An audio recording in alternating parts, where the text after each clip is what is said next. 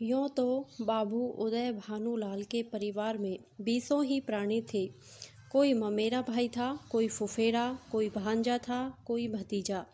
लेकिन यहाँ हमें उनसे कोई प्रयोजन नहीं। वह अच्छे वकील थे, लक्ष्मी प्रसन्न थी और कुटुंब के दरिद्र प्राणियों को आश्रय देना उनका कर्तव्य ही था। हमारा संबंध तो केवल उनकी दोनों कन्याओं से है, जिनमें बड़ी का नाम निर्मला और छोटी का कृष्णा था। अभी कल दोनों साथ साथ गुड़िया खेलती थी। निर्मला का 15वां साल था, कृष्णा का 10वां। फिर भी उनके स्वभाव में कोई विशेष अंतर न था। दोनों चंचल, खिलाड़िन और सैर तमाशे पर जान देती थी। दोनों गुड़िया का धूमधाम से ब्याह करती थी। सदा काम से जी चुराती थी। माँ पुकारती रहती, पर दोनों कोठे पर छिपी बैठी रहती थी कि ना जाने किस काम के लिए बुलाती है। दोनों अपने भाइयों से लड़ती थी, नौकरों को डांटती थी और बाजे की आवाज़ सुनते ही द्वार पर आकर खड़ी हो जाती थी। परंतु आज एकाएक ऐसी बात हो गई जिसने बड़ी को बड़ी और छोटी को छोटी बना दिया है। कृष्णा वही है, पर निर्मला बड़ी गंभीर, एकांत प्रिय और लज्जाशील हो गई है। इधर महीनों से बाबू उदय भानुलाल निर्मला के विवाह की बातचीत कर रहे थे। आज उनकी मेहनत ठिकाने लगी है। बाबू भालचंद्र सिंघा के ज्येष्ठ पुत्र भुवन मोहन सिन्हा से बात पक्की हो गई है। वर के पिता ने कह दिया है कि आप अपनी खुशी से ही दहेज दें या ना दें, मुझे इसकी परवाह नहीं। हाँ, बारात में जो लोग जाएं, उनका आदर सत्कार अच्छी तरह होना चाहिए, जिससे मेरी और आपकी जग हंसाई ना हो। बाबू उदय भानुलाल थे तो वकील, पर संचय करना न जानते थे। दहेज उनके सामने कठिन समस्या थी। इसलिए जब वर के पिता ने स्वयं कह दिया कि मुझे दहेज की परवाह नहीं, तो मानो उन्हें आंखें मिल गई। डरते थे न जाने किस किस के सामने हाथ फैलाना पड़े। 2-3 महाजनों को ठीक कर रखा था। उनका अनुमान था कि हाथ रोकने पर भी 20,000 से कम खर्च ना होंगे। यह आश्वासन पाकर वे खुशी के मारे फूले ना समाये। इसकी सूचना ने अज्ञान बालिका को मुंह ढांपकर एक कोने में बिठा रखा है। उसके हृदय में एक विचित्र शंका समा गई है और रोम रोम में एक अज्ञात भय का संचार हो गया है। न जाने क्या होगा। उसके मन में वे उमंगें नहीं हैं जो युवतियों की आंखों में तिरछी चितवन बनकर, ओठों पर मधुर हास्य बनकर और अंगों में आलस्य बनकर प्रकट होती हैं। नहीं, वहाँ अभिलाषाएं नहीं हैं, वहाँ केवल शंकाएं, चिंताएं और भीरू कल्पनाएं हैं। यौवन का अभी तक पूर्ण प्रकाश नहीं हुआ है। कृष्णा कुछ कुछ जानती है, कुछ कुछ नहीं जानती। जानती है बहन को अच्छे अच्छे गहने मिलेंगे, द्वार पर बाजे बजेंगे, मेहमान आएंगे, नाच होगा, यह जानकर प्रसन्न है। और यह भी जानती है कि बहन सबके गले मिलकर रोएगी, यहाँ से रो धोकर विदा हो जाएगी, मैं अकेली रह जाऊंगी। यह जानकर दुखी है, पर यह नहीं जानती कि यह किस लिए हो रहा है। माताजी और पिताजी क्यों बहन को इस घर से निकालने को इतने उत्सुक हो रहे हैं। बहन ने तो किसी को कुछ नहीं कहा, किसी से लड़ाई नहीं की। क्या इसी तरह एक दिन मुझे भी ये लोग निकाल देंगे? मैं भी इसी तरह कोने में बैठकर रोऊंगी और किसी को मुझ पर दया नहीं आएगी। इसलिए वह भयभीत भी है। संध्या का समय था। निर्मला छत पर जानकर अकेली बैठी आकाश की ओर त्रसित नेत्रों से ताक रही थी। ऐसा मन होता था पंख होते तो वह उड़ जाती और इन सारे झंझटों से छूट जाती। इस समय बहुधा दोनों बहनें कहीं सैर करने जाया करती थी। बग्गी खाली न होती तो बगीचे में ही टहला करती, इसलिए कृष्णा उसे खोजती फिरती थी। जब कहीं न पाया तो छत पर आई और उसे देखते ही हंसकर बोली, तुम यहाँ आकर छिपी बैठी हो और मैं तुम्हें ढूंढती फिरती हूँ। चलो, बग्घी तैयार करा आई हूँ। निर्मला ने उदासीन भाव से कहा, तू जा, मैं नहीं जाऊंगी। कृष्णा, नहीं मेरी अच्छी दीदी, आज जरूर चलो, देखो कैसी ठंडी ठंडी हवा चल रही है। निर्मला, मेरा मन नहीं चाहता, तू चली जा। कृष्णा की आंखें डबडबा आई, कांपती हुई आवाज़ से बोली, आज तुम क्यों नहीं चलती? मुझसे क्यों नहीं बोलती? क्यों नहीं इधर उधर छिपी छिपी फिरती हो? मेरा जी अकेले बैठे बैठे घबराता है। तुम ना चलोगी तो मैं भी ना जाऊंगी, यहीं तुम्हारे साथ बैठी रहूंगी निर्मला। और जब मैं चली जाऊंगी तब क्या करेगी? तब किसके साथ खेलेगी और किसके साथ घूमने जाएगी? बता। कृष्णा, मैं भी तुम्हारे साथ चलूंगी, अकेले मुझसे यहाँ ना रहा जाएगा। निर्मला मुस्कुराकर बोली, तुझे अम्मा न जाने देंगी। कृष्णा, तो मैं भी तुम्हें न जाने दूंगी।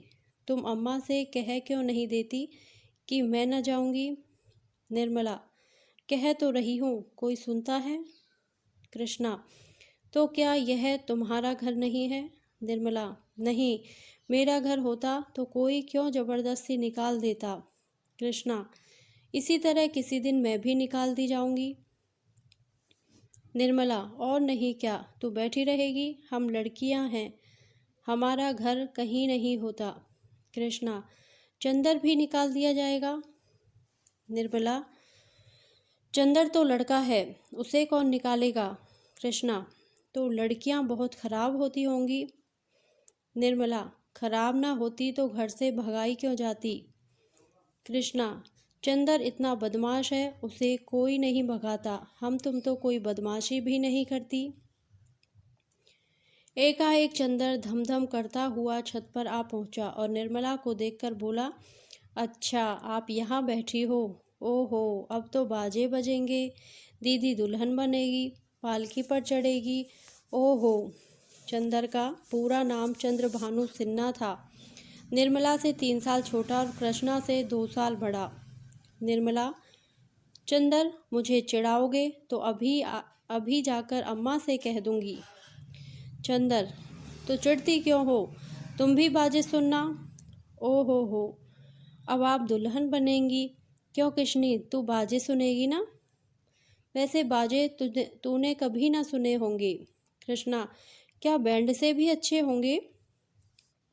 चंदर, हाँ हाँ, बैंड से भी अच्छे, 1000 गुना अच्छे, लाख गुना अच्छे। तुमने जाने क्या एक बैंड सुन लिया तो समझने लगे कि उससे अच्छे बाजे नहीं होते। बाजे बजाने वाले लाल लाल वर्दियाँ और काली काली टोपियाँ पहने होंगे, ऐसे खूबसूरत मालूम होंगे कि तुमसे क्या कहूँ। आतिशबाजियाँ भी होंगी, हवाइयाँ आसमान में उड़ जाएंगी और वहाँ तारों में लगेंगी तो लाल पीले हरे नीले तारे टूट टूट कर गिरेंगे। बड़ा मज़ा आएगा। कृष्णा, और क्या क्या होगा चंदन, बता दे मेरे भैया। चंद्र, मेरे साथ घूमने चल तो रास्ते में सारी बातें बता दूं। ऐसे ऐसे तमाशे होंगे कि देखकर तेरी आंखें खुल जाएंगी। हवा में उड़ती हुई परियां होंगी, सचमुच की परियां। कृष्णा, अच्छा चलो, लेकिन ना बताओगे तो मारूंगी। चंद्रभानु और कृष्णा चले गए पर निर्मला अकेली बैठी रह गई। कृष्णा के चले जाने से इस समय उसे बड़ा क्षोभ हुआ। कृष्णा, जिसे वह प्राणों से भी अधिक प्यार करती थी, आज इतनी निठुर हो गई, अकेली छोड़कर चली गई। बात कोई न थी, लेकिन दुखी हृदय, दुखती हुई आंख है जिसमें हवा से भी पीड़ा होती है। निर्मला बड़ी देर तक बैठी रोती रही। भाई बहन माता पिता सभी इसी भांति मुझे भूल जाएंगे। सबकी आंखें फिर जाएंगी, फिर शायद इन्हें देखने को भी तरस जाऊं। बाग में फूल खिले हुए थे, मीठी मीठी सुगंध आ रही थी। चैत की शीतल मंद समीर चल रही थी। आकाश में तारे छिटके हुए थे। निर्मला इन्हीं शोकमय विचारों में पड़ी पड़ी सो गई और आंख लगते ही उसका मन स्वप्न देश में विचरने लगा। क्या देखती है कि सामने एक नदी लहरें मार रही है और वह नदी के किनारे नाव की बाट देख रही है। संध्या का समय है।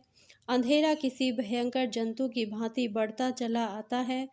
वह घोर चिंता में पड़ी हुई है कि कैसे यह नदी पार होगी, कैसे पहुंचूंगी। रो रही है कि कहीं रात ना हो जाए, नहीं तो मैं अकेली यहाँ कैसे रहूंगी।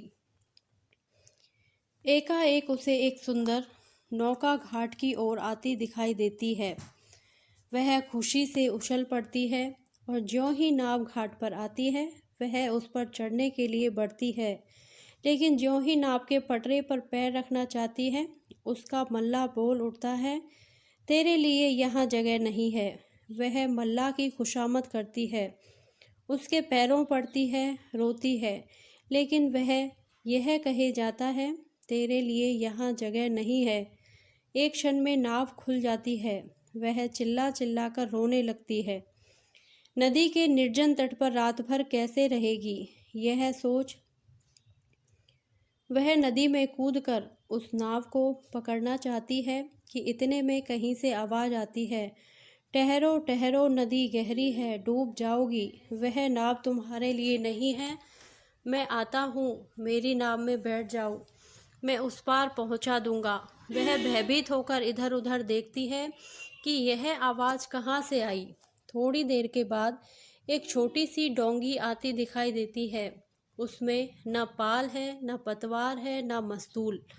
पैंदा फटा हुआ है, तख्ते टूटे हुए हैं, नाव में पानी भरा हुआ है और एक आदमी उसमें से पानी उलीच रहा है।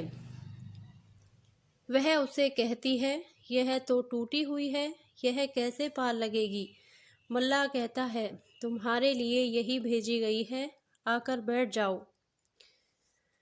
वह एक क्षण सोचती है, इसमें बैठूं या ना बैठूं। अंत में वह निश्चय करती है, बैठ जाऊं। यहाँ अकेली पड़ी रहने से नाव में बैठ जाना फिर भी अच्छा है। किसी भयंकर जंतु के पेट में जाने से तो यही अच्छा है कि नदी में डूब जाऊं। कौन जाने नाव पार पहुंच ही जाए। यह सोचकर वह प्राणों को मुट्ठी में लिए हुए नाव पर बैठ जाती है।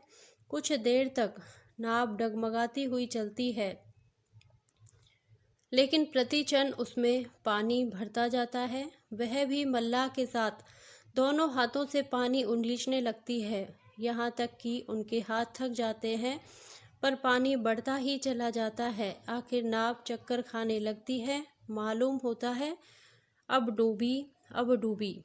तब वह किसी अदृश्य सहारे के लिए दोनों हाथ फैलाती है। नाव नीचे जाती है और उसके पैर उखड़ जाते हैं।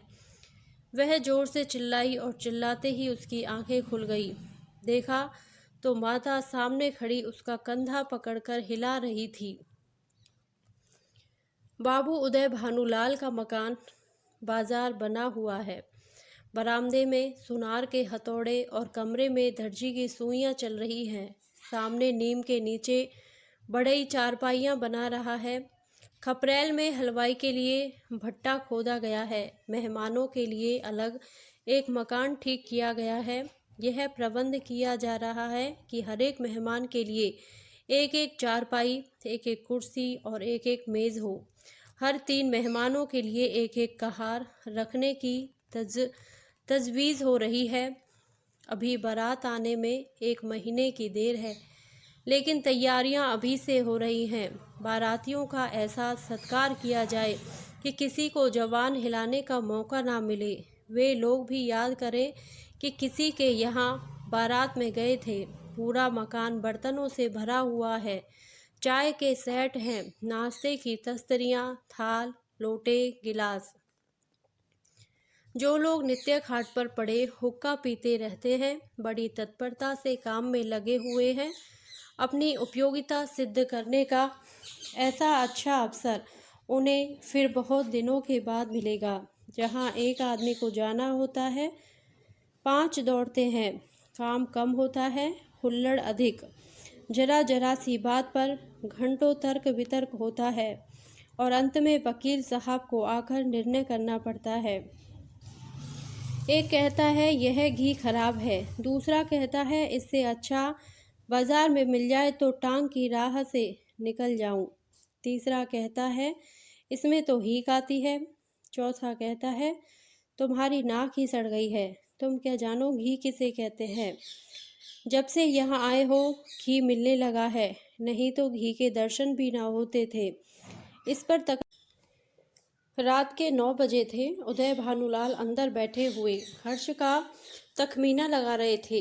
वह प्राय रोज ही तखमीना लगाते थे, पर रोज ही उसमें कुछ ना कुछ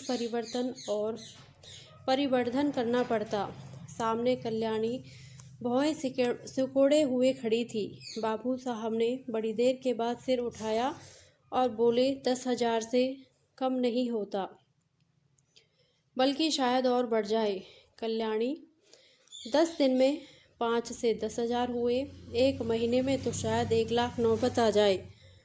उदय भानु, क्या करूं, जग हंसाई भी तो अच्छी नहीं लगती। कोई शिकायत हुई तो लोग कहेंगे नाम बढ़े दर्शन छोड़े। फिर जब वह मुझसे दहेज 1 पाई नहीं लेते तो मेरा भी कर्तव्य है कि मेहमानों के आदर सत्कार में कोई बात उठा न रखूं। कल्याणी, जब से ब्रह्मा ने सृष्टि रची तब से आज तक कभी बारातियों को कोई प्रसन्न नहीं रख सकता। उन्हें दोष निकालने और निंदा करने का कोई ना कोई अवसर मिल ही जाता है। जिसे अपने घर सूखी रोटियां भी मयस्सर नहीं, वह भी बारात में जाकर तानाशाह बन बैठता है। तेल खुशबूदार नहीं, साबुन टके सेर का जाने कहाँ से बटोर लाए। कहार बात नहीं सुनते, लालटेनें धुआं देती हैं, कुर्सियों में खटमल है, चारपाइयाँ ढीली हैं, जनवासे की जगह हवादार नहीं। ऐसी ऐसी हजारों शिकायतें होती रहती हैं। उन्हें आप कहाँ तक रोकिएगा। अगर यह मौका ना मिला तो और कोई ऐब निकाल लिए जाएंगे। वही यह तेल तो रंडियों के लगाने लायक है, हमें तो सादा तेल चाहिए। जनाब ने यह साबुन नहीं भेजा है, अपनी अमीरी की शान दिखाई है, मानो हमने साबुन देखा ही नहीं। ये कहार नहीं यमदूत हैं, जब देखिए सिर पर सवार। लालटेनें ऐसी भेजी हैं कि आंखें चमकने लगती हैं। अगर 10-5 दिन इस रोशनी में बैठना पड़े तो आंखें फूट जाएं। जनवासा क्या है, अभागे का भाग्य है, जिस पर चारों तरफ से झोंके आते रहते हैं। मैं तो फिर यही कहूँगी कि बारातियों के नखरों का विचार ही छोड़ दो। उदय भानु, तो आखिर तुम मुझे क्या करने को कहती हो। कल्याणी, कह तो रही हूँ, पक्का इरादा कर लो कि मैं 5,000 से अधिक न खर्च करूँगा। घर में तो टका है नहीं, कर्ज ही का भरोसा ठहरा, तो इतना कर्ज क्यों ले कि जिंदगी में अदा ना हो। आखिर मेरे और बच्चे भी तो हैं, उनके लिए भी तो कुछ चाहिए। उदय भानु, तो आज मैं मरा जाता हूँ। कल्याणी, जीने मरने का हाल कोई नहीं जानता। कल्याणी, इसमें बिगड़ने की तो कोई बात नहीं, मरना एक दिन सभी को है। कोई यहाँ अमर होके थोड़े ही आया है। आंखें बंद कर लेने से तो होने वाली बात न टलेगी। रोज आंखों देखती हूँ, बाप का देहांत हो जाता है, उसके बच्चे गली गली ठोकरें खाते फिरते हैं। आदमी ऐसा काम ही क्यों करे। उदय भानु ने जलकर कहा, जो अब समझ लो कि मेरे मरने के दिन निकट आ गए। यही तुम्हारी भविष्यवाणी है। सुहाग से स्त्रियों का जी ऊबते नहीं सुना था, आज यह नई बात मालूम हुई। रंडापे में भी कोई सुख होगा ही। कल्याणी, तुमसे दुनिया की कोई भी बात कही जाती है तो जहर उगलने लगते हो, इसलिए ना कि जानते हो इसे कहीं टिकना नहीं है। मेरी ही रोटियों पर पड़ी हुई है यह और कुछ। जहाँ कोई बात कही बस सिर हो गए, मानो मैं घर की लौंडी हूँ। मेरा केवल रोटी और कपड़े का नाता है। जितना ही मैं दबती हूँ तुम और भी दबाते हो। मुफ्त खोर माल उड़ाए, कोई मुंह ना खोले। शराब कबाब में रुपए लूटे, कोई जबान ना हिलाए। वे सारे कांटे मेरे बच्चों ही के लिए तो बोए जा रहे हैं। उदय भानुलाल, तो मैं क्या तुम्हारा गुलाम हूँ। कल्याणी, तो क्या मैं तुम्हारी लौंडी हूँ। उदय भानुलाल, ऐसे मर्द और होंगे जो औरतों के इशारों पर नाचते हैं। कल्याणी, तो ऐसी स्त्रियां भी होंगी जो मर्दों की जूतियां सहा करती हैं। उदय भानुलाल, मैं कमा कर लाता हूँ, जैसे चाहूँ खर्च कर सकता हूँ, किसी को बोलने का अधिकार नहीं। कल्याणी, तो आप अपना घर संभालिए। ऐसे घर को मेरा दूर से ही सलाम है, जहाँ मेरी कोई पूछ नहीं। घर में तुम्हारा जितना अधिकार है उतना ही मेरा भी। इससे ज्यों भर भी कम नहीं। अगर तुम अपने मन के राजा हो तो मैं भी अपने मन की रानी हूँ। तुम्हारा घर तुम्हें मुबारक रहे। मेरे लिए पेट की रोटियों की कमी नहीं है। तुम्हारे बच्चे हैं, मारो या जिलाओ, न आँखों से देखूंगी न पीड़ा होगी। आंखें फूटी, पीर गई। उदय भानु, क्या तुम समझती हो कि तुम ना संभालोगी तो मेरा घर ही ना संभलेगा? मैं अकेले ऐसे ऐसे 10 घर संभाल सकता हूँ। कल्याणी, कौन? अगर आज के महीने दिन मिट्टी में ना मिल जाए तो कहना, कोई कहती थी। यह कहते कहते कल्याणी का चेहरा तमतमा उठा। वह झमक कर उठी और कमरे के द्वार की ओर चली।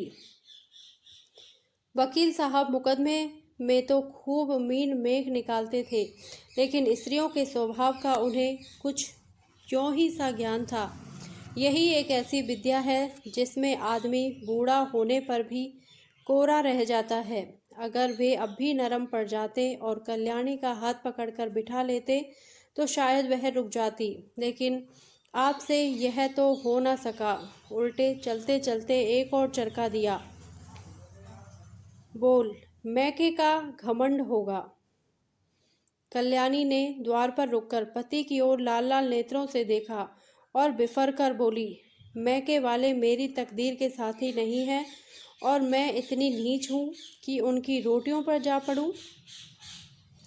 उदय भानु, तब कहाँ जा रही हो? कल्याणी, तुम यह पूछने वाले कौन होते हो? ईश्वर की सृष्टि में असंख्य प्रापियों के लिए जगह है, क्या मेरे ही लिए जगह नहीं है? यह कहकर कल्याणी कमरे के बाहर निकल गई। आंगन में आकर उसने एक बार आकाश की ओर देखा, मानो तारागण को साक्षी दे रही है कि मैं इस घर में कितनी निर्दयता से निकाली जा रही हूँ।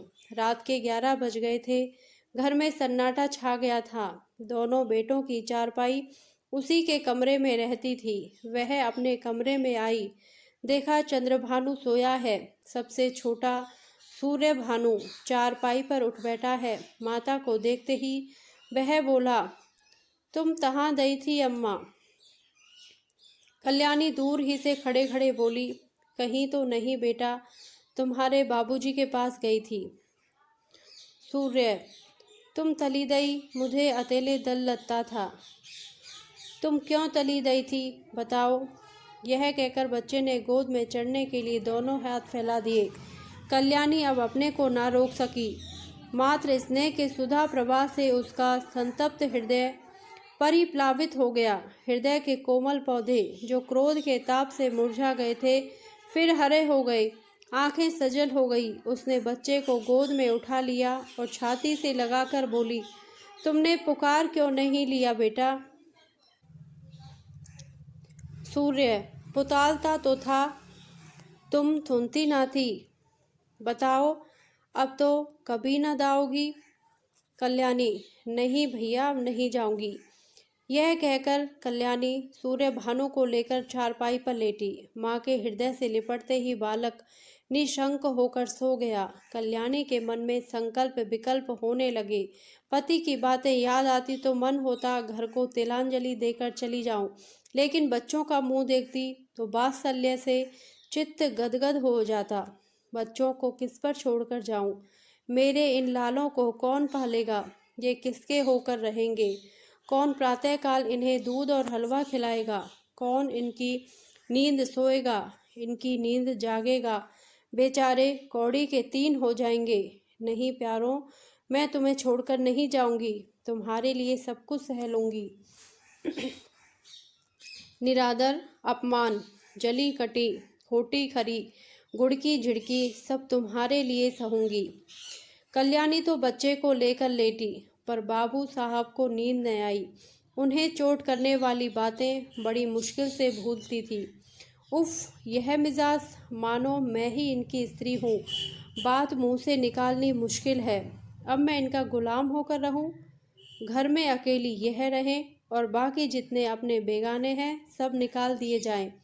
जला करती है, मनाती है कि यह किसी तरह मरे तो मैं अकेली आराम करूं।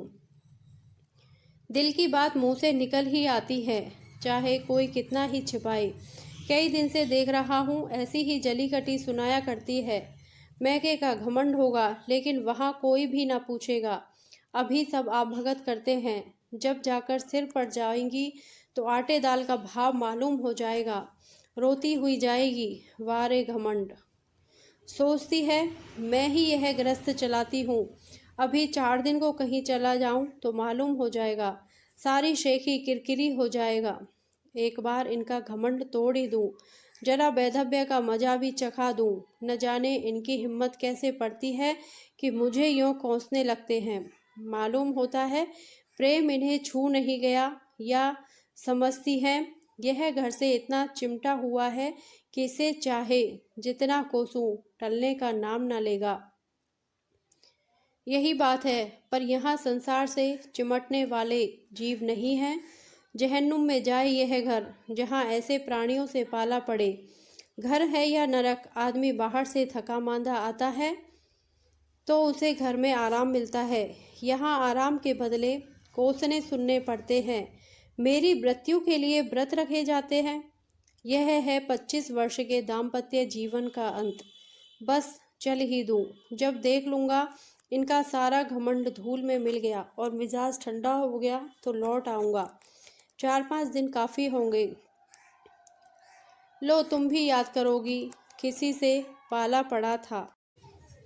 यही सोचते हुए बाबू साहब उठे, रेशमी चादर गले में डाली, कुछ रुपए लिए, अपना कार्ड निकालकर दूसरे कुर्ते की जेब में रखा, छड़ी उठाई और चुपके से बाहर निकले। सब नौकर नींद में मस्त थे। कुत्ता आहट पाकर चौंक पड़ा और उनके साथ हो लिया। पर यह कौन जानता था कि यह सारी लीला विधि के हाथों रची जा रही है। जीवन रंगशाला का वह निर्दय सूत्रधार किसी अगम गुप्त स्थान पर बैठा हुआ अपनी जटिल क्रूर क्रीड़ा दिखा रहा है। यह कौन जानता था कि नकल असल होने जा रही है। अभिनय सत्य का रूप ग्रहण करने वाला है। निशा ने इंदु को परास्त करके अपना साम्राज्य स्थापित कर लिया था। उसकी पैशाचिक सेना ने प्रकृति पर आतंक जमा रखा था। सद्व्रतियाँ मुंह छिपाए पड़ी थी और कुव्रतियाँ विजय गर्भ से इठलाती फिरती थी। वन में वन्य जंतु शिकार की खोज में विचार रहे थे और नगरों में नर पिशाच गलियों में मंडराते फिरते थे। बाबू उदय भानुलाल लपके हुए गंगा की ओर चले जा रहे थे। उन्होंने अपना कुर्ता घाट के किनारे रखकर 5 दिन के लिए मिर्जापुर चले जाने का निश्चय किया था। उनके कपड़े देखकर लोगों को डूब जाने का विश्वास हो जाएगा। कार्ड कुर्ते की जेब में था, पता लगाने में कोई दिक्कत ना हो सकती थी। दम के दम में सारे शहर में खबर मशहूर हो जाएगी। 8 बजते बजते तो मेरे द्वार पर सारा शहर जमा हो जाएगा। तब देखूं देवी जी क्या करती हैं। यह सोचते हुए बाबू साहब गलियों में चले जा रहे थे। सहसा उन्हें अपने पीछे किसी दूसरे आदमी के आने की आहट मिली। समझे कोई होगा, आगे बढ़े, लेकिन जिस गली में वह मुड़ते उसी तरफ यह आदमी भी मुड़ता था। तब बाबू साहब को आशंका हुई कि यह आदमी मेरा पीछा कर रहा है। ऐसा आभास हुआ कि इसकी नीयत साफ नहीं है। उन्होंने तुरंत जेबी लालटेन निकाली और उसके प्रकाश में उस आदमी को देखा। एक वरिष्ठ मनुष्य कंधे पर लाठी रखे चला जाता था। बाबू साहब उसे देखते ही चौंक पड़े। यह शहर का छटा हुआ बदमाश था। 3 साल पहले उस पर डाके का अभियोग चला था। उदय भानु ने उस मुकदमे में सरकार की ओर से पैरवी की थी और इस बदमाश को 3 साल की सजा दिलाई थी। तभी से वह इनके खून का प्यासा हो रहा था। कल ही वह छूटकर आया था। आज देवास साहब अकेले रात को दिखाई दिए तो उसने सोचा यह इनसे दाब चुकाने का अच्छा मौका है। ऐसा मौका शायद ही फिर कभी मिले। तुरंत पीछे हो लिया और वार करने की घात ही में था कि बाबू साहब ने जेबी लालटेन जलाई। बदमाश जरा ठिठक कर बोला, क्यों बाबूजी, पहचानते हो? मैं हूँ मतई। बाबू साहब ने डपट कर कहा, तुम मेरे पीछे पीछे क्यों आ रहे हो? मतई, क्यों, किसी को रास्ता चलने की मनाही है? यह गली तुम्हारे बाप की है? बाबू साहब जवानी में कुश्ती लड़े थे, अब भी हष्ट पुष्ट आदमी थे, दिल के भी कच्चे ना थे। छड़ी संभाल कर बोले, अभी शायद मन नहीं भरा, अब की 7 साल को जाओगे। मतई, मैं 7 साल को जाऊंगा या 14 साल को, पर तुम्हें जिंदा ना छोड़ूंगा। हाँ, अगर तुम मेरे पैरों पर गिरकर कसम खाओ कि अब किसी को सजा ना कराऊंगा तो छोड़ दूं। बोलो, मंजूर है? उदय भानु, तेरी शामत तो नहीं आई? मतई, शामत मेरी नहीं आई, तुम्हारी आई है। बोलो, खाते हो कसम? एक। उदय भानु, तुम हटते हो कि मैं पुलिसमैन को बुलाऊं? मतई, 2। उदय भानु गरज कर, हट जा बदमाश सामने से। मतई, 3। मुंह से 3 शब्द निकलते ही बाबू साहब के सिर पर लाठी का ऐसा तुला हाथ पड़ा कि वह अचेत होकर जमीन पर गिर पड़े। मुंह से केवल इतना ही निकला, हाय, मार डाला। मतई ने समीप आकर देखा तो सिर फट गया था और खून की धार निकल रही थी, नाड़ी का कहीं पता न था। समझ गया कि काम तमाम हो गया। उसने कलाई से सोने की घड़ी खोल ली, कुर्ते से सोने के बटन निकाल लिए, उंगली से अंगूठी उतारी और अपनी राह चला गया, मानो कुछ हुआ ही नहीं। हाँ, इतनी दया की कि लाश रास्ते से घसीटकर किनारे डाल दी। हाय, बेचारे क्या सोचकर चले थे? क्या हो गया? जीवन तुमसे ज़्यादा आसार भी दुनिया में कोई वस्तु है? क्या वह उस दीपक की भांति ही क्षणभंगुर नहीं है, जो हवा के एक झोंके से बुझ जाता है, पानी के एक बुलबुले को देखते ही, लेकिन उसे टूटते भी कुछ देर लगती है। जीवन में उतना सार भी नहीं, सांस का भरोसा ही क्या, और इसी नश्वरता पर हम अभिलाषाओं के कितने विशाल भवन बनाते हैं, नहीं जानते नीचे जाने वाली सांस ऊपर आएगी या नहीं, पर सोचते इतनी दूर की हैं, मानो हम अमर हैं।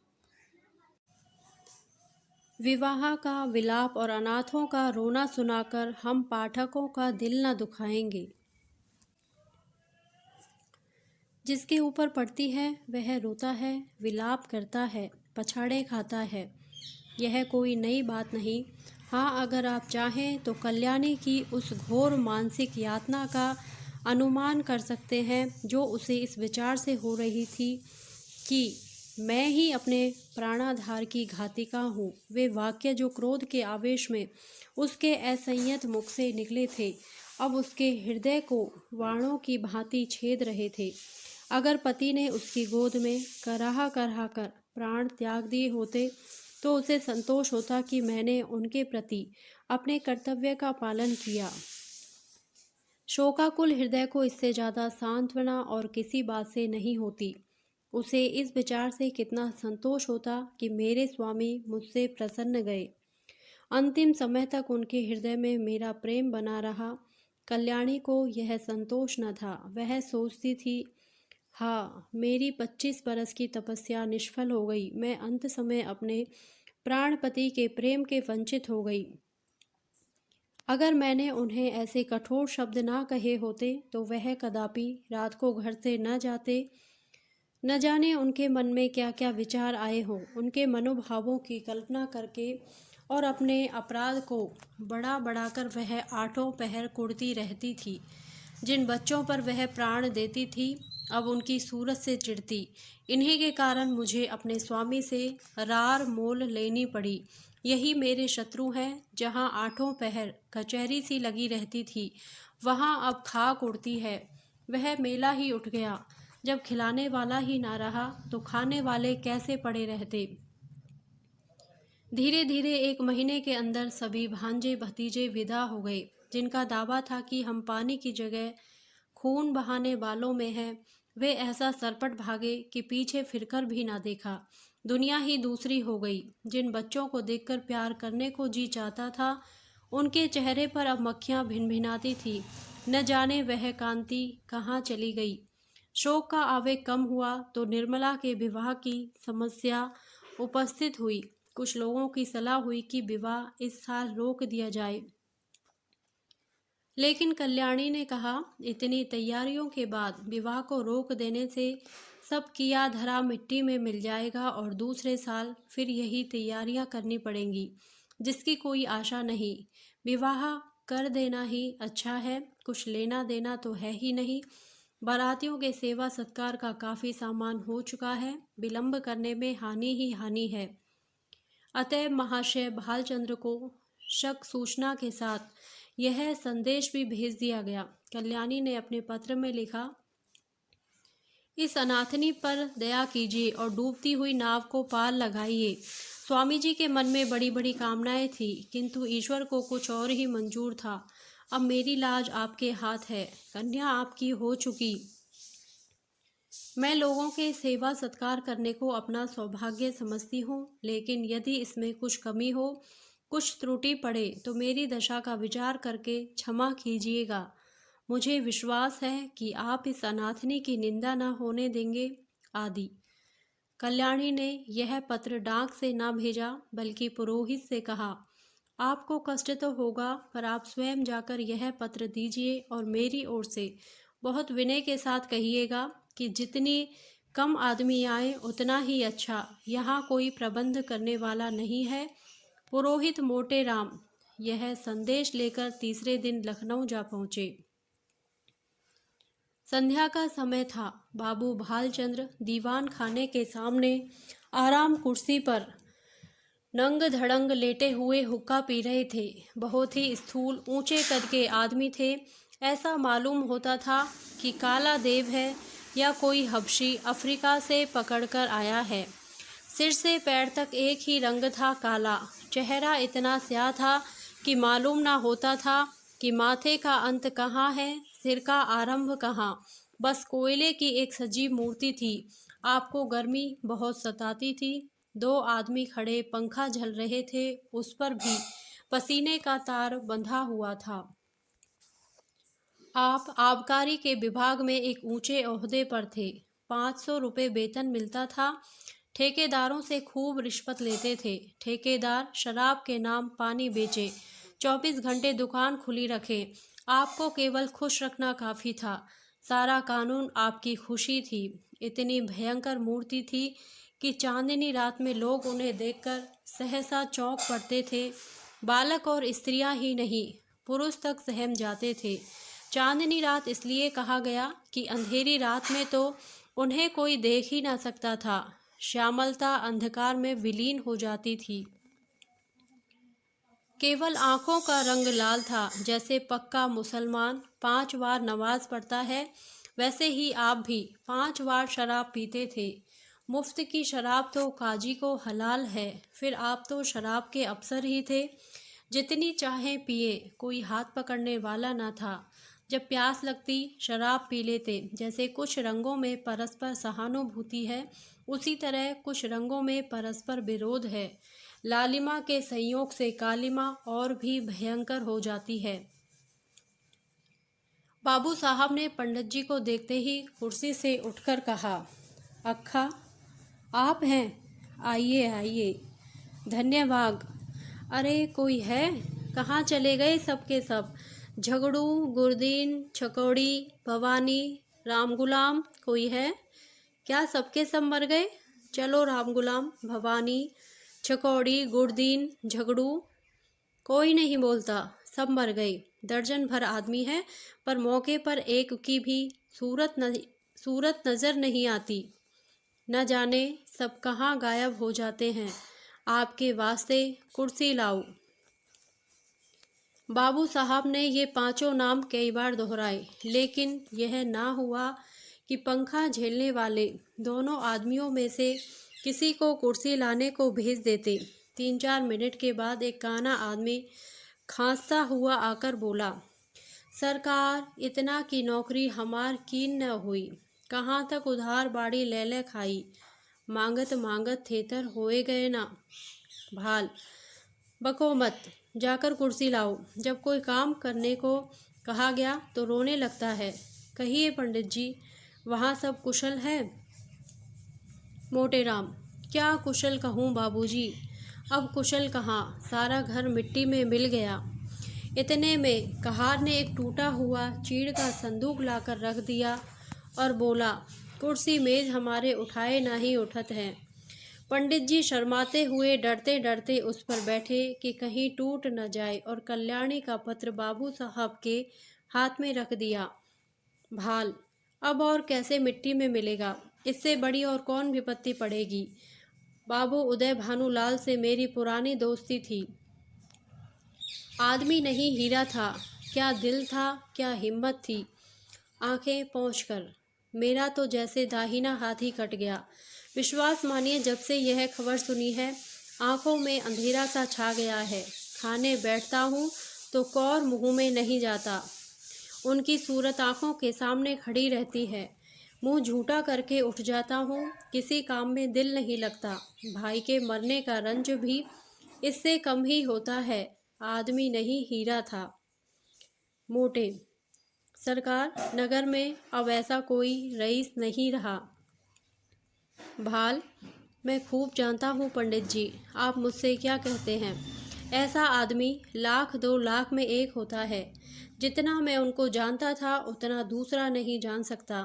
2 ही 3 बार की मुलाकात में उनका भक्त हो गया और मरते दम तक रहूँगा। आप समधिन साहब से कह दीजिएगा, मुझे दिली रंज है।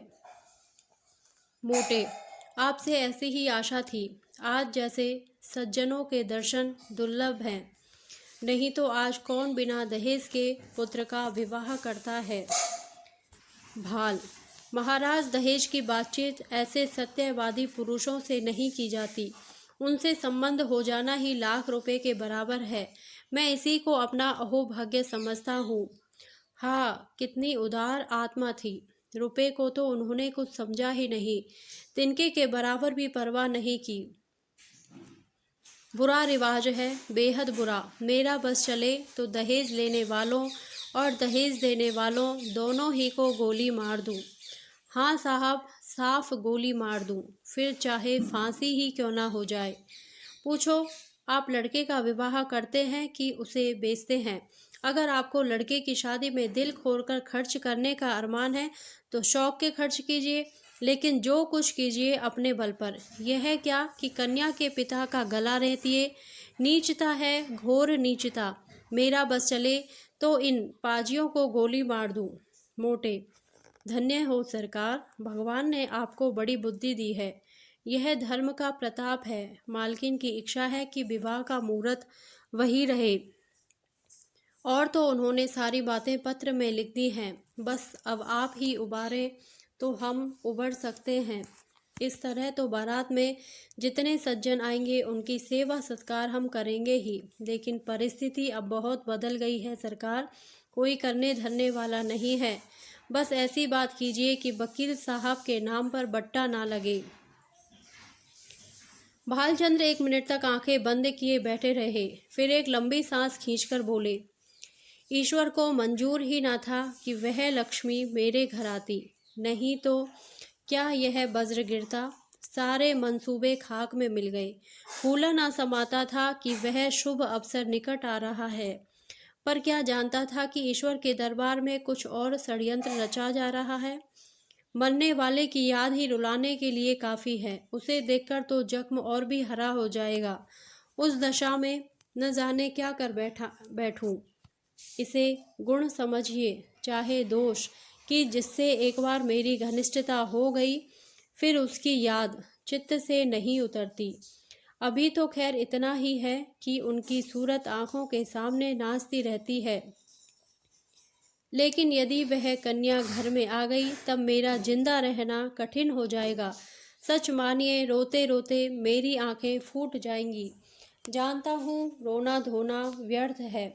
जो मर गया वह लौटकर नहीं आ सकता। सब्र करने के सिवाय और कोई उपाय नहीं है, लेकिन दिल से मजबूर हूँ। उस अनाथ बालिका को देखकर मेरा कलेजा फट जाएगा। मोटे, ऐसा ना कहिए सरकार। वकील साहब नहीं तो क्या, आप तो हैं। अब आप ही उसके पिता तुल्य हैं। अब वह अब वकील साहब की कन्या नहीं, आपकी कन्या है। आपके हृदय के भाव तो कोई जानता नहीं। लोग समझेंगे वकील साहब का देहांत हो जाने के कारण आप अपने वचन से फिर गए। इसमें आपकी बदनामी है। चित्त को समझाइए और हंस खुशी कन्या का पाणी ग्रहण करा लीजिए।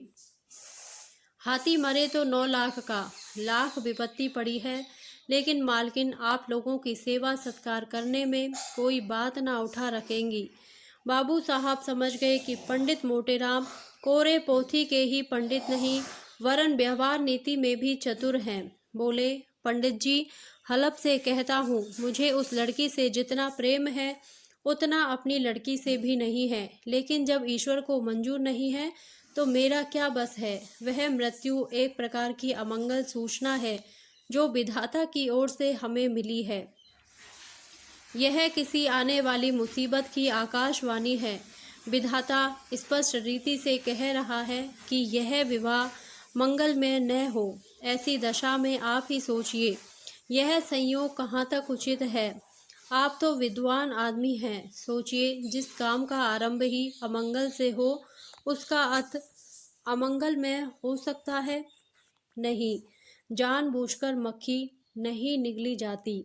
समधिन साहब को समझाकर कह दीजिएगा, मैं उनकी आज्ञा पालन करने को तैयार हूँ, लेकिन इसका परिणाम अच्छा ना होगा। स्वार्थ के वश में होकर मैं अपने परम मित्र की संतान के साथ यह अन्याय नहीं कर सकता।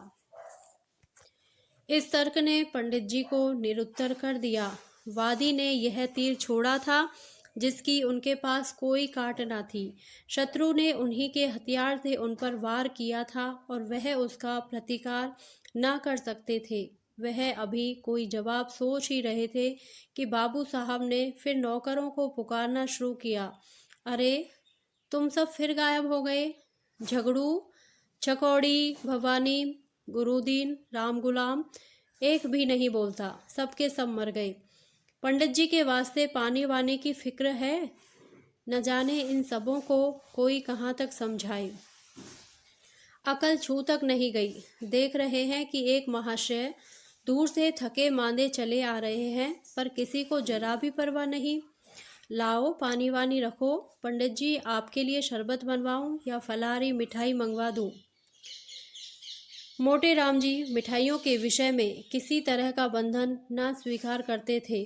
उनका सिद्धांत था कि घृत से सभी वस्तुएं पवित्र हो जाती हैं। रसगुल्ले और बेसन के लड्डू उन्हें बहुत प्रिय थे, पर शरबत से उन्हें रुचि न थी। पानी से पेट भरना उनके नियम के विरुद्ध था। सकुचाते हुए बोले, शरबत पीने की तो मुझे आदत नहीं, मिठाई खा लूँगा। भाल, फलाहारी ना? मोटे, इसका मुझे कोई विचार नहीं। भाल, है तो यही बात। छूत छात सब ढकोसला है, मैं स्वयं नहीं मानता। अरे, अभी तक कोई नहीं आया। चकौड़ी, भवानी, गुरुदीन, राम गुलाम, कोई तो बोले। अब की भी वही बूढ़ा कहार खांसता हुआ आकर खड़ा हो गया और बोला, सरकार, मोड़ तलब दे दिन जाए, ऐसी नौकरी मोह से ना होई। कहाँ लो दौरी दौरत दौरत गौड़ पिराए लागत है। भाल, काम कुछ करो या ना करो, पर तलब पहले चाहिए। दिन भर पड़े पड़े खांसा करो, तलब तो तुम्हारी चढ़ रही है। जाकर बाजार से एक आने की ताजी मिठाई ला, दौड़ता हुआ जा।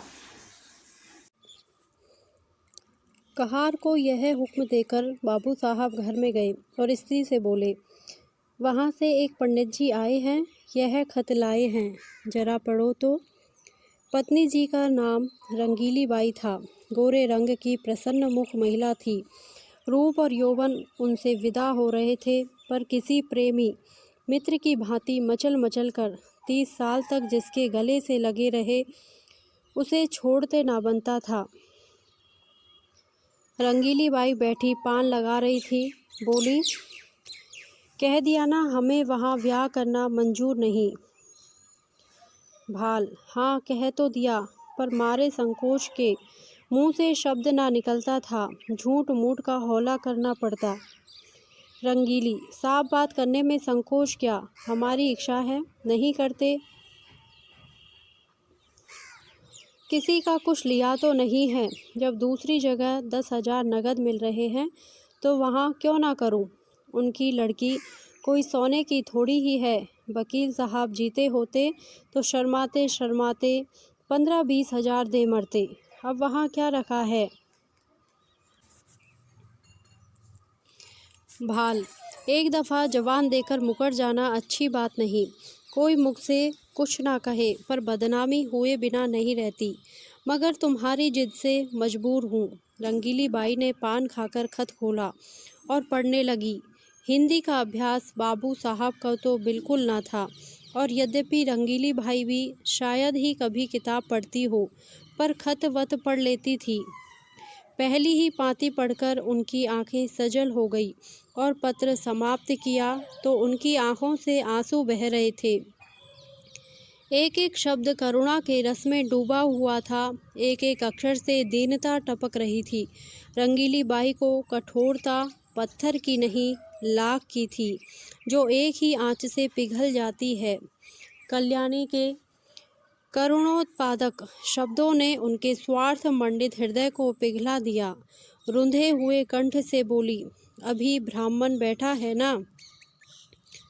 भालचंद्र पत्नी के आंसुओं को देख देख कर सूखे जाते थे। अपने ऊपर झल्ला रहे थे कि नाहक मैंने यह खत इसे दिखाया। इसकी ज़रूरत क्या थी। इतनी बड़ी भूल उनसे कभी ना हुई थी।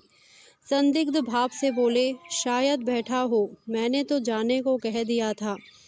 रंगीली ने खिड़की से झाँक कर देखा। पंडित मोटे राम जी बगुले की तरह ध्यान लगाए बाजार के रास्ते की ओर ताक रहे थे। लालसा में व्यग्र होकर कभी यह पहलू बदलते, कभी वह पहलू। एक आने की मिठाई ने तो आशा की कमर ही तोड़ दी थी। उसमें भी यह विलंब दारुण दशा थी। उन्हें बैठे देखकर रंगीली बाई बोली, है अभी है। जाकर कह दो हम विवाह करेंगे, जरूर करेंगे। बेचारी बड़ी मुसीबत में है। भाल, तुम कभी कभी बच्चों की सी बातें करने लगती हो।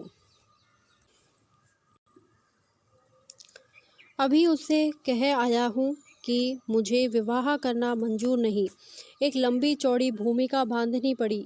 अब जाकर यह संदेश कहूँगा तो वह अपने दिल में क्या कहेगा। जरा सोचो तो, यह शादी विवाह का मामला है, लड़कों का खेल नहीं कि अभी एक बात तय की अभी पलट गए। भले आदमी की बात ना हुई, दिल लगी हुई।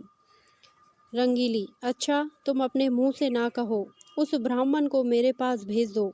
मैं इस तरह समझा दूंगी कि तुम्हारी बात भी रह जाए और मेरी भी। इसमें तो तुम्हें कोई आपत्ति नहीं। भाल, तुम अपने सिवा सारी दुनिया को नादान समझती हो। तुम कहो या मैं कहूँ, बात एक ही है। जो बात तय हो गई वह हो गई। अब मैं उसे फिर नहीं उठाना चाहता।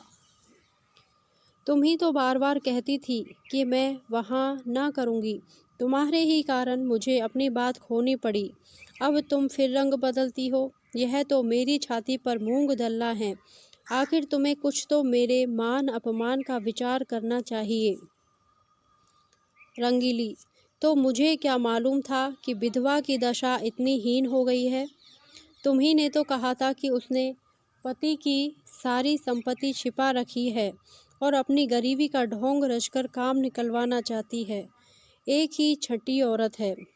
तुमने जो कहा वह मैंने मान लिया। भलाई करके बुराई करने में तो लज्जा और संकोच है। बुराई करके भलाई करने में कोई संकोच नहीं। अगर तुम हाँ कर आए होते और मैं नहीं करने को कहती तो तुम्हारा संकोच उचित था। नहीं करने के बाद हाँ करने में तो अपना बड़प्पन है।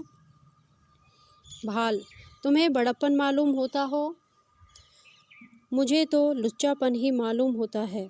फिर तुमने यह कैसे मान लिया कि मैंने वकील आइन में विषय में जो बात कही थी वह झूठी थी। क्या वह पत्र देखकर तुम जैसी खुद सरल हो वैसी ही दूसरे को भी सरल समझती हो। रंगीली, इस पत्र में बनावट मालूम नहीं होती। बनावट की बात दिल में चुभती नहीं, उसमें बनावट की गंध अवश्य रहती है। भाल, बनावट की बात तो ऐसे चुभती है कि सच्ची बात उसके सामने बिल्कुल फीकी मालूम होती है। ये किस्से कहानियाँ लिखने वाले जिनकी किताबें पढ़ पढ़ कर तुम घंटे रोती हो, क्या सच्ची बातें लिखते हैं? सरासर झूठ का तूमार बांधते हैं। यह भी एक कला है। रंगीली, क्यों जी, तुम मुझसे भी उड़ते हो। दाई से पेट छुपाते हो? मैं तुम्हारी बातें मान जाती हूँ तो तुम समझते हो इसे चकमा दिया, मगर मैं तुम्हारी एक एक नस पहचानती हूँ। तुम अपना ऐब मेरे सिर मढ़कर खुद बेदाग बचना चाहते हो। बोलो, कुछ झूठ कहती हूँ। जब वकील साहब जीते थे, जो तुमने सोचा था कि ठहराव की ज़रूरत ही क्या है, वे खुद ही जितना उचित समझेंगे देंगे, बल्कि बिना ठहराव के और भी ज़्यादा मिलने की आशा होगी। अब जो वकील साहब का देहांत हो गया तो तरह तरह के हीले हवाले करने लगे। यह भलमनसी नहीं, छोटापन है। इसका इल्ज़ाम भी तुम्हारे सिर है। मैं अब शादी ब्याह के नगीच न जाऊंगी। तुम्हारी जैसी इच्छा हो करो। ढोंगी आदमियों से मुझे चिढ़ है। जो बात करो सफाई से करो, बुरा हो या अच्छा। हाथी के दांत खाने के और दिखाने के और बाली नीति पर चलना तुम्हें शोभा नहीं देता। बोला, आप भी वहाँ शादी करते हो या नहीं? भला जब मैं बेईमान, दगाबाज और झूठा ठहरा तो मुझसे पूछना ही क्या, मगर खूब पहचानती हो आदमियों को। क्या कहना है? तुम्हारी इस सूझबूझ की बलैया ले ले। रंगीली को बड़े हयादार, वह भी नहीं शर्माते। ईमान से कहा, मैंने बात ताड़ ली कि नहीं? भाल, अजी जाओ। वह दूसरी औरतें होती हैं जो मर्दों को पहचानती हैं। अब तक मैं यही समझता था कि औरतों की दृष्टि बड़ी सूक्ष्म होती है, पर आज यह विश्वास उठ गया और महात्माओं ने औरतों के विषय में जो तत्व की बातें कही उनको मानना पड़ा। रंगीली, जरा आईने में अपनी सूरत तो देखाओ। तुम्हें मेरी कसम है, जरा देख लो कितना झेपे हुए हो। भाल, सच कहना, कितना झेपा हुआ हूँ? रंगीली, इतना ही जितना कोई भला मानस चोर चोरी खुल जाने पर झेपता है। भाल, खैर मैं झेपा ही सही, पर शादी वहाँ ना होगी।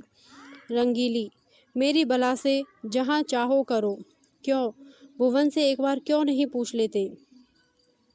भाल, अच्छी बात है, उसी पर फैसला रहा। रंगीली, जरा भी इशारा ना करना। भाल, अजी मैं उसकी तरफ ताकूंगा भी नहीं। संयोग से ठीक इसी वक्त भुवन मोहन भी आ पहुंचा। ऐसे सुंदर, सुडौल, बलिष्ठ युवक कॉलेजों में बहुत कम देखने में आते हैं। बिल्कुल माँ को पड़ा था। वही गोरा चिट्टा रंग, वही पतले पतले गुलाब की पत्ती के से होठ, वही चौड़ा माथा, वही बड़ी बड़ी आंखें। डील डॉल बाप का सा था। ऊंचा coat, breeches, tie, boot, hat उस पर खूब खिल रहे थे। हाथ में एक हॉकी स्टिक थी। चाल में जवानी का गुरूर था, आंखों में आत्मगौरव। रंगीली ने कहा, आज बड़ी देर लगाई तुमने। यह देखो, तुम्हारी ससुराल से यह खत आया है। तुम्हारी सास ने लिखा है। साफ साफ बतला दो, अभी सवेरा है। तुम्हें वहाँ शादी करना मंजूर है या नहीं? भुवन, शादी करनी तो चाहिए अम्मा, पर मैं करूँगा नहीं। रंगीली, क्यों? भुवन, कहीं ऐसी जगह शादी करवाइए कि खूब रुपए मिलें, और ना सही 1 लाख का तो डॉल हो। वहाँ अब क्या रखा है? वकील साहब रहे ही नहीं, बुढ़िया के पास अब क्या होगा? रंगीली, तुम्हें ऐसी बातें मुंह से निकालते शर्म नहीं आती? भुवन, इसमें शर्म की कौन सी बात है? रुपए कैसे काटते हैं? 1 लाख रुपए तो लाख जन में भी ना जमा कर पाऊंगा। इस साल पास भी हो गया तो कम से कम 5 साल तक रुपए से सूरत नजर न आएगी। फिर 100-200 रुपए महीने कमाने लगूंगा। 5-6 तक पहुँचते पहुँचते उम्र के 3 भाग बीत जाएंगे। रुपए जमा करने की नौबत ही न आएगी। दुनिया का कुछ मज़ा ना उठा सकूंगा। किसी धनी की लड़की से शादी हो जाती तो चैन से कटती। मैं ज़्यादा नहीं चाहता, बस 1 लाख हो, या फिर कोई ऐसी जायदाद वाली बेवा मिले जिसे एक ही लड़की हो। रंगीली, चाहे औरत कैसी ही मिले। भुवन, धन सारे ऐबों को छिपा देगा। मुझे वह गालियां भी सुनाए तो भी चू ना करूं। दुधारू गाय की लात किसे बुरी मालूम होती है? बाबू साहब ने प्रशंसा सूचक भाव से कहा, हमें उन लोगों के साथ सहानुभूति है और दुख है कि ईश्वर ने उन्हें विपत्ति में डाला। लेकिन बुद्धि से काम लेकर ही कोई निश्चय करना चाहिए। हम कितने ही फटे हालों जाएं, फिर भी अच्छी खासी बारात हो जाएगी। वहाँ भोजन का भी ठिकाना नहीं, सिवाय इसके कि लोग हंसे और कोई नतीजा ना निकलेगा। रंगीली, तुम बाप पूत दोनों एक ही थैली के चट्टे बट्टे हो। दोनों उस गरीब लड़की के गले पर छुरी फेरना चाहते हो। भुवन, जो गरीब है उसे गरीबों के ही यहाँ संबंध करना चाहिए, अपनी हैसियत से बढ़कर। रंगीली, चुप भी रह, आया है वहाँ से हैसियत लेकर। तुम कहाँ के धन्ना सेठ हो? कोई आदमी द्वार पर आ जाए तो एक लोटे पानी को तरस जाए, बड़े हैसियत वाले बने हो। यह कहकर रंगीली वहाँ से उठकर रसोई का प्रबंध करने चली गई। भुवन मोहन मुस्कुराता हुआ अपने कमरे में चला गया और बाबू साहब मूछों पर ताप देते हुए बाहर आए कि मोटे राम को अंतिम निश्चय सुना दें, पर उनका कहीं पता न था। मोटे राम जी कुछ देर तक तो कहार की राह देखते रहे। जब उसके आने में बहुत देर हुई तो उनसे बैठा ना गया। सोचा यहाँ बैठे बैठे काम न चलेगा, कुछ उद्योग करना चाहिए। भाग्य के भरोसे यहाँ अड़ी किए बैठे रहे तो भूखों मर जाएंगे। यहाँ तुम्हारी दाल नहीं गलने की। चुपके से लकड़ी उठाई और जिधर वह कहार गया था उसी तरफ चले। बाजार थोड़ी ही दूर पर था। एक क्षण में जा पहुँचे। देखा तो बुड्ढा एक हलवाई की दुकान पर बैठा चिलम पी रहा था। उसे देखते ही आपने बड़ी बेतकल्लुफ़ी से कहा, अभी कुछ तैयार नहीं है क्या मेहरा? सरकार वहाँ बैठे बिगड़ रहे हैं कि जाकर सो गया या ताड़ी पीने लगा। मैंने कहा, सरकार यह बात नहीं, बुढ़ा आदमी है, आते ही आते तो आएगा। बड़े विचित्र जीव है, न जाने इनके यहाँ कैसे नौकर टिकते हैं। कहार, मुझे छोड़कर आज तक दूसरा कोई टिका ही नहीं और ना टिकेगा। साल भर से तलब नहीं मिली, किसी को तलब नहीं देते। जहाँ किसी ने तलब मांगी और लगे डांटने, बेचारा नौकरी छोड़कर भाग जाता है। वे दोनों आदमी जो पंखा झल रहे थे सरकारी नौकर हैं। सरकार से 2 अर्दली मिले हैं ना, इसी से पड़े हुए हैं। मैं भी सोचता हूँ जैसा तेरा ताना बाना वैसे मेरी भरनी। इस साल कट गए, साल 2 साल और इसी तरह कट जाएंगे। मोटे राम, तो तुम ही अकेले हो, नाम तो कई कहारों का लेते हैं। कहार, वह सब इन 2-3 महीनों के अंदर आए और छोड़ छोड़ कर चले गए। यह अपना रौब जमाने को अभी तक उनका नाम जपा करते हैं। कहीं नौकरी दिलाइएगा, चलूं? मोटे राम, अजी बहुत नौकरी हैं, कहार तो आजकल ढूंढे नहीं मिलते। तुम तो पुराने आदमी हो, तुम्हारे लिए नौकरों की नौकरी की क्या कमी। यहाँ कोई ताज़ी चीज़ मुझसे कहने लगे, खिचड़ी बनाइएगा या बाटी लगाइएगा। मैंने कह दिया, सरकार बुढ़ा आदमी है, रात को उसे मेरा भोजन बनाने में कष्ट होगा, मैं कुछ बाजार से ही खा लूँगा, इसकी आप चिंता ना करें। बोले, अच्छी बात है, कहार आपको दुकान पर मिलेगा। बोलो साहाजी, कुछ तर माल तैयार है, लड्डू तो ताज़े मालूम होते हैं, तोल दो एक सेर, आ जाऊं वहीं ऊपर ना। यह कहकर मोटे राम जी हलवाई की दुकान पर जा बैठे और तर माल चखने लगे। खूब छक्कर खाया, 2.5-3 सेर चट कर गए। खाते जाते थे और हलवाई की तारीफ करते जाते थे। शाहजी, तुम्हारी दुकान का जैसा नाम सुना था वैसा ही माल भी पाया। बनारस वाले ऐसे रसगुल्ले नहीं बना पाते। कलाकंद अच्छी बनाते हैं पर तुम्हारी उनसे बुरी नहीं। माल डालने से अच्छी चीज़ नहीं बन जाती, विद्या चाहिए। हलवाई, कुछ और लीजिए महाराज, थोड़ी सी रबड़ी मेरी तरफ से लीजिए। मोटे राम, इच्छा तो नहीं है, लेकिन दे दो पाव भर। हलवाई, पाव भर क्या लीजिएगा, चीज़ अच्छी है, आध सेर तो लीजिए। खूब इच्छापूर्ण भोजन करके पंडित जी ने थोड़ी देर तक बाजार की सैर की और 9 बजते बजते मकान पर आए। यहाँ सन्नाटा सा छाया हुआ था। एक लालटेन जल रही थी। अपने चबूतरे पर बिस्तर जमाया और सो गए। सवेरे अपने नियम अनुसार कोई 8 बजे उठे तो देखा कि बाबू साहब टहल रहे हैं। इन्हें जगह देखकर वह पाला गनकर बोले, महाराज आज रात कहाँ चले गए? मैं बड़ी रात तक आपकी राह देखता रहा। भोजन का सब सामान बड़ी देर तक रखा रहा। जब आज न आए तो रखवा दिया गया। आपने कुछ भोजन किया था या नहीं? मोटे हलवाई की दुकान में कुछ खा आया था। भाल आज पूरी मिठाई में वह आनंद कहाँ जो बाटी और दाल में है। 10-12 आने खर्च हो गए होंगे, फिर भी पेट ना भरा होगा।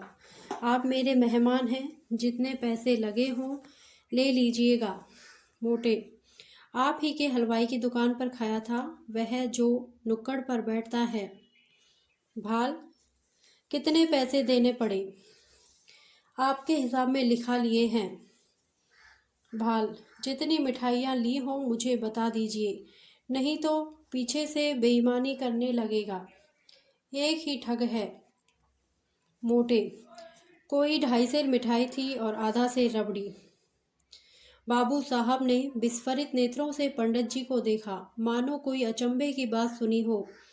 3 सेर तो कभी यहाँ महीने भर का टोटल भी ना होता था, और यह महाशय एक ही बार में कोई 4 रुपए का माल उड़ा गए। अगर 1 आध दिन और रह गए तो या बैठ जाएगी पेट है या शैतान की कब्र। 3 सेर कुछ ठिकाना है। उद्विग्न दशा में दौड़े हुए अंदर गए और रंगीली से बोले, कुछ सुनती हो? यह महाशय कल 3 सेर मिठाई उड़ा गए। 3 सेर पक्की तोल। रंगीली भाई ने विस्मित होकर कहा, अजी नहीं, 3 सेर भला क्या खाएगा? आदमी है या बैल? भाल 3 सेर तो अपने मुंह से कह रहा है, 4 सेर से कम ना होगा। पक्की तोल। रंगीली पेट में सनीचर है क्या? भाल आज तो रह गया तो 6 सेर पर हाथ फेरेगा। रंगीली तो आज रहे ही क्यों? खत का जवाब जो देना देकर विदा करो। अगर रहे तो साफ कह देना कि हमारे यहाँ मिठाई मुफ्त नहीं आती। खिचड़ी बनाना हो बनावे, नहीं तो अपनी राह ले। जिन्हें ऐसे पेटुओं को खिलाने से मुक्ति मिलती हो वे खिलाएं, हमें ऐसी मुक्ति न चाहिए। मगर पंडित विदा होने को तैयार बैठे थे, इसलिए बाबू साहब को कौशल से काम लेने की ज़रूरत ना पड़ी। पूछा, क्या तैयारी कर दी महाराज? मोटे, हाँ सरकार, अब चलूँगा। 9 बजे की गाड़ी मिलेगी ना? भाल, भला आज तो और रहिए। यह कहते कहते बाबूजी को भय हुआ कि कहीं यह महाराज सचमुच ना रह जाएं। इसलिए वाक्य को यों पूरा किया, हाँ वहाँ भी लोग आपका इंतज़ार कर रहे होंगे। मोटे, 1-2 दिन की तो कोई बात ना थी, और विचार भी यही था कि त्रिवेणी का स्नान करूँगा, पर बुरा ना मानिए तो कहूँ, आप लोगों में ब्राह्मणों के प्रति लेश मात्र भी श्रद्धा नहीं है। हमारे जजमान हैं जो हमारा मुंह जोहते रहते हैं कि पंडित जी कोई आज्ञा दें तो उसका पालन करें। हम उनके द्वार पहुंच जाते हैं तो वे अपना धन्य भाग समझते हैं और सारा घर छोटे से बड़े तक हमारी सेवा सत्कार में मग्न हो जाते हैं। जहां अपना आदर नहीं वहां एक क्षण भी ठहरना असहाय है। जहां ब्राह्मण का आदर नहीं वहां कल्याण नहीं हो सकता। भाल, महाराज हमसे तो ऐसा अपराध नहीं हुआ। मोटे, अपराध नहीं हुआ और अपराध कहते किसे हैं? अभी आप ही ने घर में जाकर कहा कि यह महाशय 3 सेर मिठाई चट कर गए, पक्की तोल। आपने अभी खाने वाले देखे कहाँ हैं? एक बार खिलाइए तो आंखें खुल जाएं। ऐसे ऐसे महान पुरुष पड़े हैं जो पसेरी भर मिठाई खा जाएं और डकार तक ना लें। एक एक मिठाई खाने के लिए हमारी चिरौरी की जाती है, रुपये दिए जाते हैं। हम भिक्षुक ब्राह्मण नहीं हैं जो आपके द्वार पर पड़े रहें। आपका नाम सुनकर आए थे, यह न जानते थे कि यहाँ मेरे भोजन के भी लाले पड़ेंगे। जाइए, भगवान आपका कल्याण करे। बाबू साहब ऐसा झेपे कि मुंह से बात ना निकली। जिंदगी भर में उन पर कभी ऐसी फटकार ना पड़ी थी। बहुत बातें बनाई, आपकी चर्चा ना थी, एक दूसरे ही महाशय की बात थी, लेकिन पंडित जी का क्रोध शांत न हुआ। वह सब कुछ सह सकते थे, पर अपने पेट की निंदा ना सह सकते थे। औरतों को रूप की निंदा जितनी अप्रिय लगती है, उससे कहीं अधिक अप्रिय पुरुषों को अपने पेट की निंदा लगती है। बाबू साहब मनाते तो थे, पर धड़का भी समाया हुआ था कि यह टिक न जाए। उनकी कृपणता का पर्दा खुल गया था, अब इसमें संदेह न था। उस पर्दे को ढकना जरूरी था। अपनी कृपणता को छिपाने के लिए उन्होंने कोई बात उठा न रखी थी, पर होने वाली बात होकर रही। पछता रहे थे कि कहाँ से घर से इसकी बात कहने गया, और कहा भी तो उच्च स्वर में। यह दुष्ट भी कान लगाए सुनता रहा, किंतु अब पछताने से क्या हो सकता है। न जाने किस मनहूस की सूरत देखी थी कि यह विपत्ति गले पड़ी। अगर इस वक्त यहाँ से रुष्ट होकर चला गया तो वहाँ जाकर बदनाम करेगा और मेरा सारा कौशल खुल जाएगा। अब तो इसका मुंह बंद कर देना ही पड़ेगा। यह सोच विचार करते हुए वह घर में जाकर रंगीली बाई से बोले, इस दुष्ट ने हमारी तुम्हारी बातें सुन ली, रूठ कर चला जा रहा है।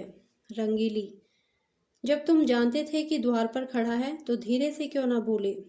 भाल, विपत्ति आती है तो अकेले नहीं आती। यह क्या जानता था कि वह द्वार पर कान लगाए खड़ा है। रंगीली, न जाने किसका मुंह देखा था। भाल, वही दुष्ट सामने लेटा हुआ था, जानता तो उधर ताकता ही नहीं। अब तो इसे कुछ दे दिलाकर राजी करना पड़ेगा। रंगीली, ओहो, जाने भी दो। जब तुम्हें वहां विवाह नहीं करना है तो क्या परवाह है, जो चाहे समझे, जो चाहे कहे। भाल, यूं जान न बचेगी। आओ 10 रुपए विदाई के बहाने दे दूं। ईश्वर फिर इस मनहूस की सूरत न दिखाए। रंगीली ने बहुत अस्ताते पछताते 10 रुपए निकाले और बाबू साहब ने उन्हें ले जाकर पंडित जी के चरणों में रख दिया। पंडित जी ने दिल में कहा, धत तेरे मक्खी चूस की, ऐसा रगड़ा कि याद करोगे। तुम समझते होगे कि 10 रुपए देकर इसे उल्लू बना दूंगा। इस फेर में ना रहना, यहाँ तुम्हारी नस नस पहचानते हैं। रुपए जेब में रख लिए और आशीर्वाद देकर अपनी राह ली। बाबू साहब बड़ी देर तक खड़े सोचते रहे थे। मालूम नहीं अब भी मुझे कृपण ही समझ रहा है या पर्दा ढक गया। कहीं ये रुपए भी तो पानी में नहीं गिर पड़े।